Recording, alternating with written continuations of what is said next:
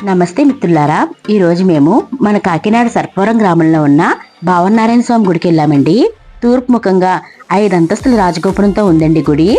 లోపల గోపాలకృష్ణుడి అందమైన విగ్రహం చాలా బాగుందండి.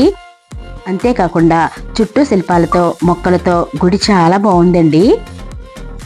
ఇక్కడ ఉసిరి చెట్టు కింద అందరూ కార్తీక దీపాలు వెలిగిస్తున్నారండి.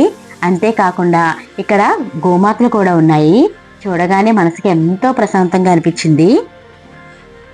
నారద మహర్షి వారు తపస్సు చేయగా స్వయంగా మహావిష్ణువు గరుడ వాహనంపై దర్శనమిచ్చారంట. శ్రీ మహావిష్ణువు స్వయంభూగా వెలిసిన క్షేత్రం కాబట్టి ఈ ఆలయం ఇంత ప్రాచుర్యం పొందిందండి. చుట్టూ కూడా చాలా విశాలంగా ఉందండి గుడి. ఇక్కడ ఏ నక్షత్రానికి ఏ వృక్షానికి పూజ చేస్తే బాగుంటుందన్నది కూడా ఇక్కడ రాసిందండి. ప్లీజ్ లైక్ చేయండి, షేర్ చేయండి, సబ్స్క్రైబ్ చేయండి.